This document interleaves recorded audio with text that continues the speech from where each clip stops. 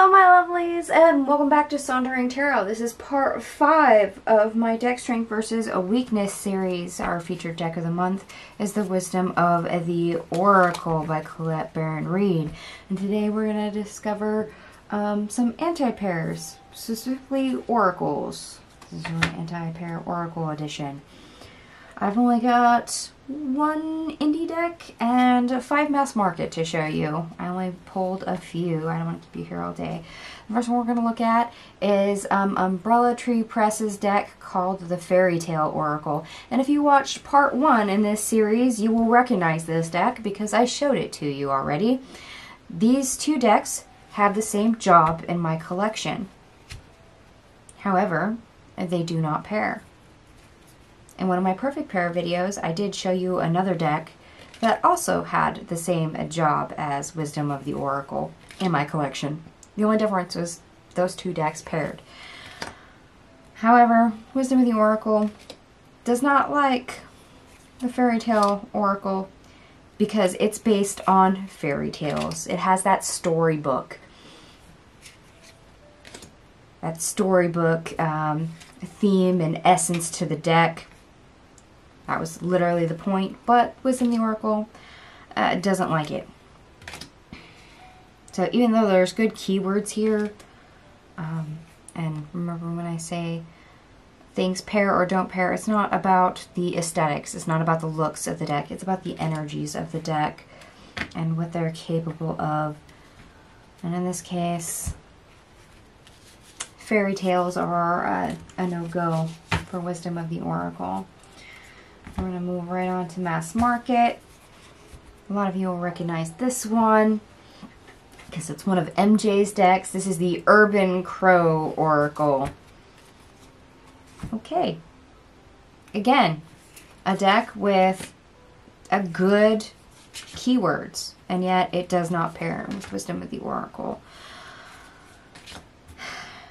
The reason being creature energy. This is a crow-themed deck. And apparently that is a creature that doesn't compute quite so much. So it falls drastically short of a pairing. Which is kind of sad because I do like some of the keywords in this particular deck.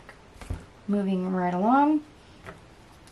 Here's one most of us will recognize just by the backings. This is the Queen of the Moon Oracle.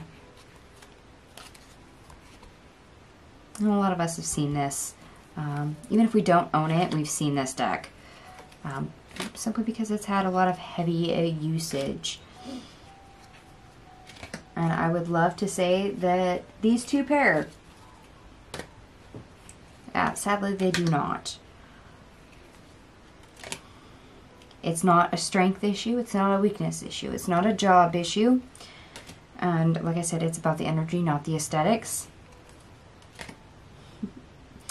There's too much witch energy in the Queen of the Moon Oracle. So Wisdom of the Oracle doesn't like it. Which seems like an oxymoron simply because Wisdom of the Oracle is a divine feminine strength deck. You'd think that all witch energy would fall underneath that category as acceptable by default. And no, it does not. Whether it's a tarot or an oracle, strongly witch-themed decks often get rejected by Wisdom of the Oracle. And move right along. And anyone who is an 80s or a 90s baby, you probably recognize some of the artwork. This is Angela Hartfield, and the artwork itself is done by Josephine Wall. And this is the Whispers of Love Oracle, which I quite enjoy. I remember having calendars and stuff by Josephine Wall as a kid, posters. And, you know, this is also not a strength issue or a weakness issue. It's the artwork. And if you ever seen Josephine Wall's artwork, you know the more you look at it, the more you see. She hides things in her artwork, and there's so many things. Here's flowers, plants, here's a hidden baby, a fan, a unicorn, a waterfall. It's a whole landscape. It looks like in a shell. A person with more unicorns, a tree on them. You have a wand with fireworks over here. You have a crescent moon with a bird sitting on it, a person, more shells, man playing guitar, a stag. You get all these incorporated images in every card with her artwork. And yes, a lot of that means different kinds of creatures, which I've discovered about Wisdom of the Oracle can trip it up.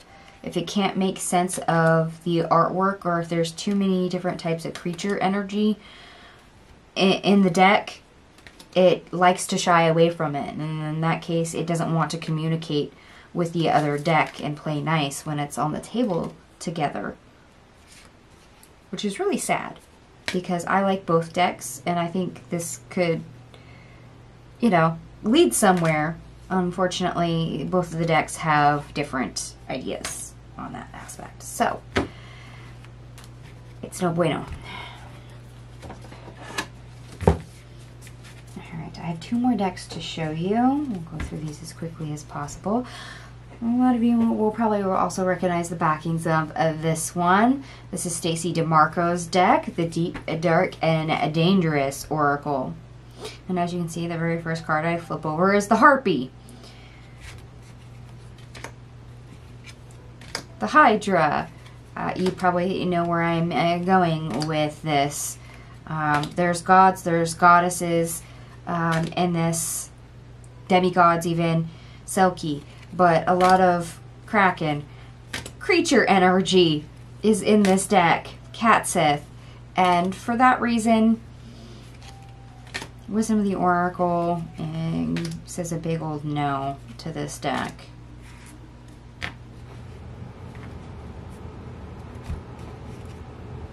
So for those of you that wanted a darker themed, or you know, more of a shadow work deck to pair with this, that's not going to work for what you're wanting. And here's another one. This is the Witches Through History Grimoire and Oracle deck. Okay, this is a really small deck. It does have suits of its own. It's set up a little bit different, and I just dropped the card on the floor. And it does have keywords, like this one: Earth, Magic Root, Unpredictability, Caution, and Vigilance. Some of these would work really well. However, this deck does not like witch energy. But here's the kicker. Even though this is a witch-geared oracle deck, that's not why they don't pair. Believe it or not, this is a very strong clash of a strength versus a weakness.